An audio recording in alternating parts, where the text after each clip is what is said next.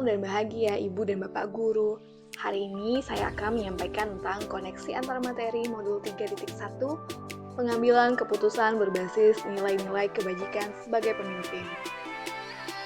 Saya Enda Purwandani dari SMP Negeri 9 Bayung Lincir, CGP Angkatan ke-10 Kabupaten Musi dan Nasir.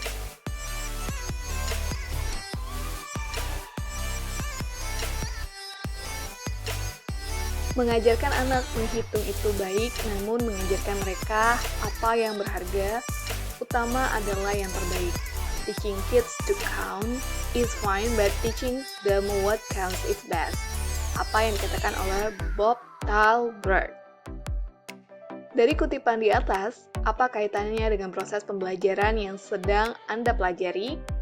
Kaitan kutipan di atas adalah terkait dalam proses pengambilan keputusan, maka kita harus memperhatikan beberapa hal, yaitu apakah masalah yang dialami termasuk ke dalam dilema etika atau rujukan moral dengan memperhatikan 3 prinsip, 4 paradigma, dan 9 langkah untuk mengambil keputusan agar keputusan tersebut dapat dipertanggungjawabkan sesuai dengan nilai-nilai kebajikan universal dan berpihak pada murid. Bagaimana nilai-nilai atau prinsip-prinsip yang kita anut dalam suatu pengambilan keputusan dapat memberikan dampak pada lingkungan kita?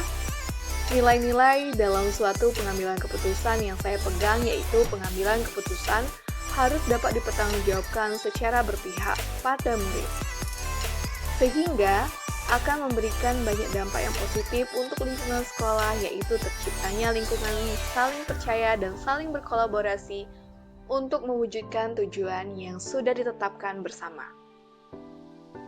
Bagaimana Anda sebagai pemimpin pembelajaran dapat berkontribusi pada proses pembelajaran yang berpihak pada murid dalam pengambilan keputusan Anda? Sebagai pemimpin pembelajaran, maka kita harus dapat menuntun siswa untuk tumbuh dan berkembang sesuai kodratnya sehingga siswa akan mendapatkan kebahagiaan dalam merdeka belajar. Pengambilan keputusan dalam pembelajaran harus mengutamakan belajar murid. Melalui pembelajaran berdiferensiasi dengan memperhatikan kesiapan belajar murid, minat belajar murid, dan profil belajar murid, merupakan sebagai dasar dalam pengambilan keputusan pada pembelajaran.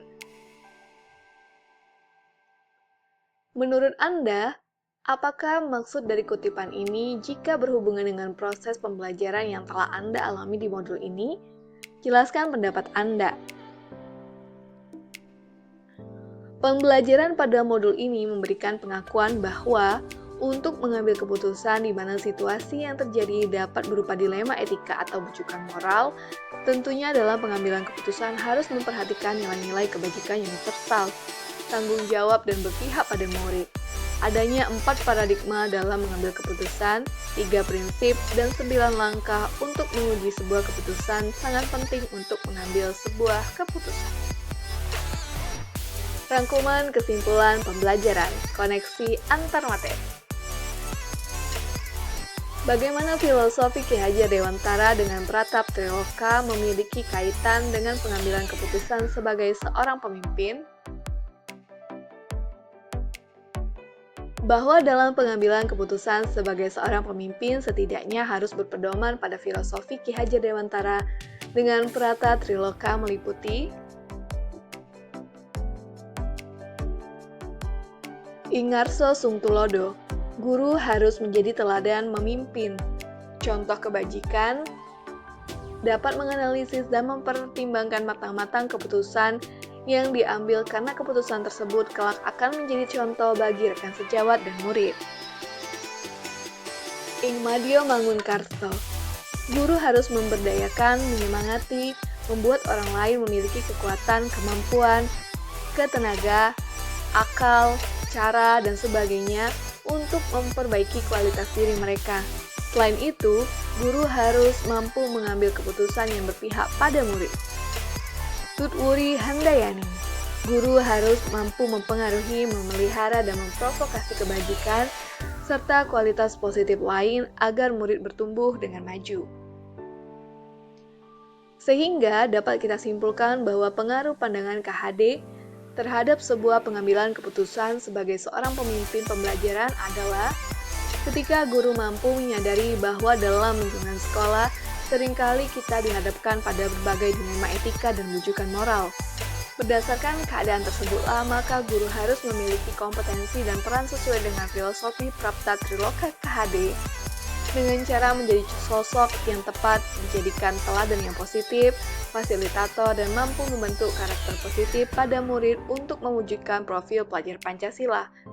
Sedangkan dalam pengambilan keputusan, guru dapat menggunakan 9 langkah dalam pengujian dan pengambilan keputusan.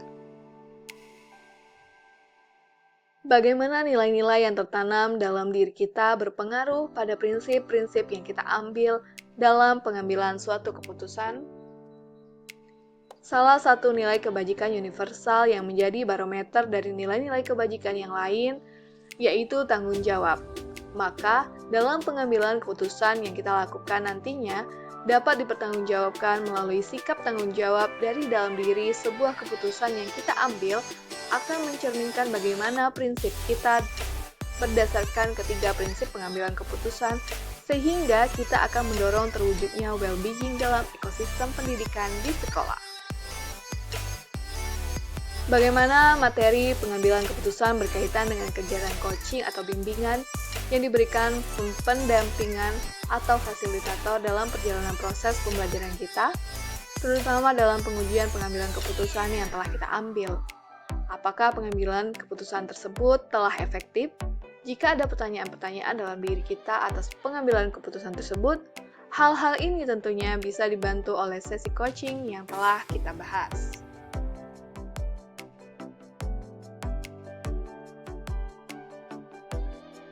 Salah satu tujuan kegiatan coaching yaitu untuk menggali lebih dalam tentang potensi yang dimiliki oleh seorang guru. Keterkaitan pengambilan keputusan dengan kegiatan coaching yang diberikan pendamping atau fasilitator sangat efektif, karena dengan mempelajari materi coaching, kita dapat memahami cara berkomunikasi yang memberdayakan teknik mindfulness dan coaching model Tirta.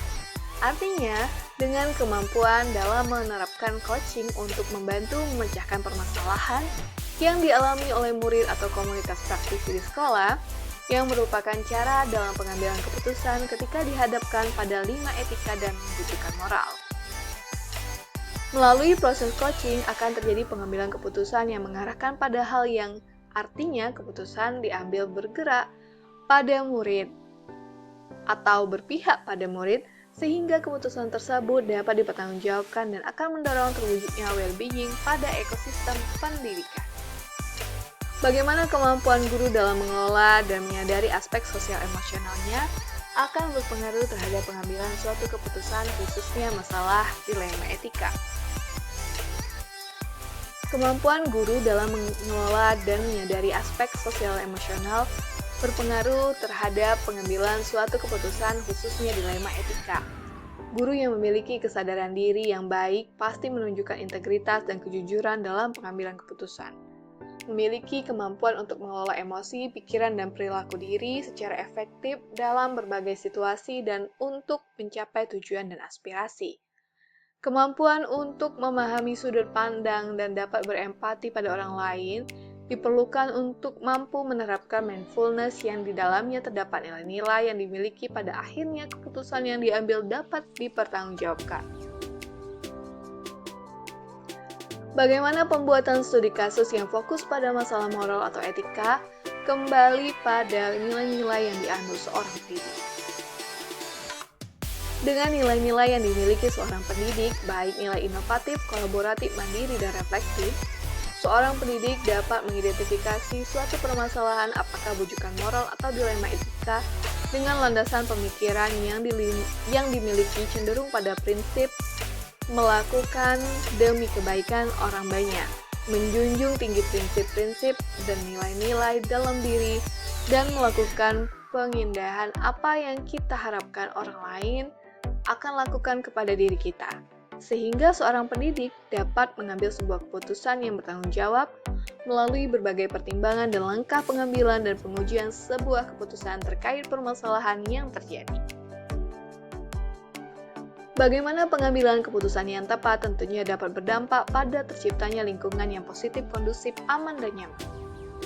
Untuk dapat mengambil sebuah keputusan yang tepat dan berdampak pada terciptanya lingkungan yang positif, kondusif, aman, dan nyaman, sebagai pemimpin pembelajaran kita harus bisa mengenali terlebih dahulu kasus yang terjadi, apakah kasus tersebut termasuk dilema etika atau bukan moral. Jika kasus tersebut merupakan dilema etika, sebelum mengambil sebuah keputusan, kita harus mampu menganalisa pengambilan keputusan tersebut berdasarkan 4 paradigma, 3 prinsip, dan 9 langkah pengambilan dan pengujian keputusan, sehingga hasil keputusan yang kita ambil mampu menciptakan lingkungan yang positif, kondusif, aman, dan nyaman untuk muridnya. Intinya, pengambilan keputusan yang tepat terkait kasus-kasus pada masalah moral atau etika hanya dapat dicapai jika dilakukan melalui langkah-langkah tersebut.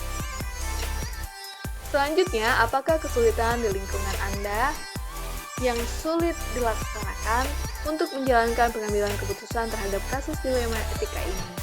Apakah ini kembali ke masalah perubahan paradigma di lingkungan Anda? Keputusan yang diambil terkait kasus dilema etika terkadang menemui kesulitan ketika tidak adanya dukungan dari rekan sejawat atau komunitas praktisi.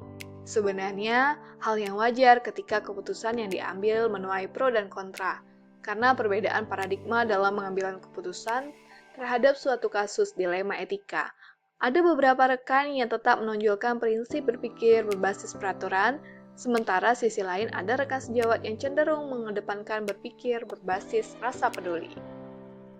Dan pada akhirnya, apakah pengaruh pengambilan keputusan yang kita ambil ini dengan pengajaran yang memerdekakan murid-murid kita? Pengambilan keputusan dengan memperhatikan 4 paradigma, 3 prinsip, dan 9 langkah pengambilan dan pengujian keputusan, maka keputusan yang diambil akan berdampak baik terhadap murid, karena pada dasarnya tujuan pembelajaran adalah dapat memberikan keselamatan dan kebahagiaan pada murid.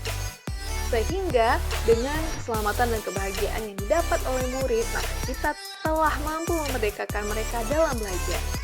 Seorang pendidik sudah seharusnya memberikan keputusan yang bersifat positif dan berpihak pada murid, sehingga murid merasa nyaman dan tenang. Semuanya dilakukan untuk memerdekakan murid dalam mencapai keselamatan dan kebahagiaan belajar mereka. Karena pengambilan keputusan yang tepat akan mempengaruhi pengajaran seorang guru untuk mewujudkan pendidikan yang memerdekakan murid. Bagaimana seorang pemimpin pembelajaran dalam mengambil keputusan dapat mempengaruhi kehidupan atau masa depan murid-muridnya? Sebagai pemimpin pembelajaran, kita harus benar-benar bijak dan hati-hati dalam mengambil keputusan yang berkaitan dengan kepentingan dan masa depan murid. Kita juga harus memperhatikan kebutuhan belajar murid. Prinsip yang kita gunakan dalam mengambil keputusan hendaknya tidak merugikan murid di masa mendatang, sehingga diharapkan keputusan yang diambil mampu menciptakan well-being murid untuk masa depan yang lebih baik.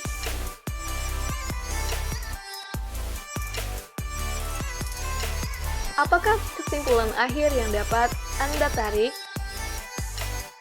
dari pembelajaran modul materi ini dan keterkaitannya dengan modul-modul sebelumnya? Kesimpulan yang dapat saya ambil terkait modul sebelumnya adalah pengambilan keputusan harus berdasarkan nilai-nilai kebajikan universal, bertanggung jawab, berpihak pada murid, sesuai dengan filosofi Ki Hajar Dewantara, serta berdasarkan 4 paradigma, 3 prinsip, 9 langkah pengambilan dan pengujian keputusan. Sejauh mana pemahaman Anda tentang konsep yang telah Anda pelajari di modul ini, yaitu tentang dilema etika, bujukan moral, 4 paradigma pengambilan keputusan, 3 prinsip pengambilan keputusan, dan 9 langkah pengambilan dan pengujian keputusan? Adakah hal-hal yang menurut Anda di luar dugaan? Setelah mempelajari modul ini, saya cukup memahami bagaimana cara mengambil keputusan yang baik, sehingga membedakan masalah yang merupakan bujukan moral atau dilema etika. Sebagai pemimpin pembelajaran dapat mengambil keputusan yang sebijak mungkin untuk berpihak pada peserta didik. Hal tak terduga yang saya alami, saya baru mengetahui bahwa untuk kasus dilema etika yang sering kali dijumpai, untuk pengambilan keputusannya Ternyata harus dengan 9 tahap pengujian dan memperhatikan 4 paradigma dan 3 prinsip sehingga keputusan yang diambil benar-benar merupakan keputusan yang terbaik. Sebelum mempelajari modul ini, apakah Anda menerapkan pengambilan keputusan sebagai pemimpin dalam situasi moral dilema? Bila mana pernah, apa bedanya dengan apa yang telah Anda pelajari di modul ini?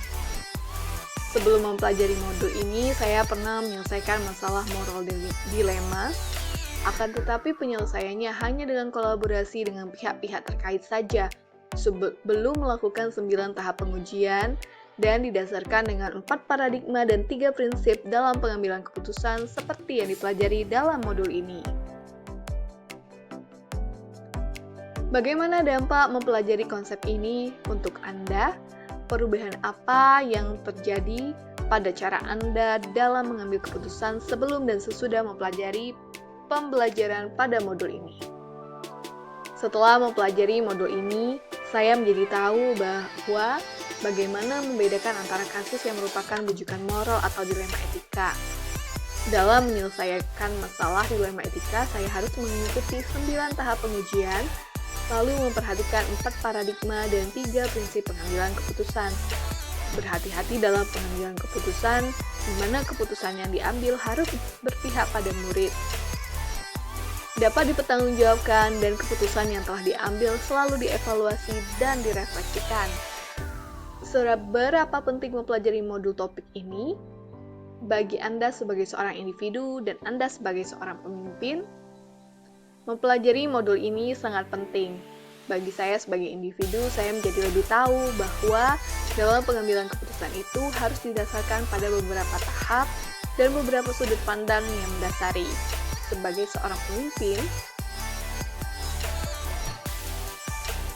saya menjadi tahu bahwa dalam mengambil sebuah keputusan, saya harus tahu apakah kasus tersebut dilema etika atau bujukan moral. Lalu, saya mengambil keputusan berdasarkan 4 paradigma, 3 prinsip, dan 9 tahap pengujian pengambilan keputusan yang berdasarkan nilai-nilai kebajikan. Sekian dari saya, terima kasih. Salam guru penggerak, tergerak, bergerak, menggerakkan. Salam dan bahagia.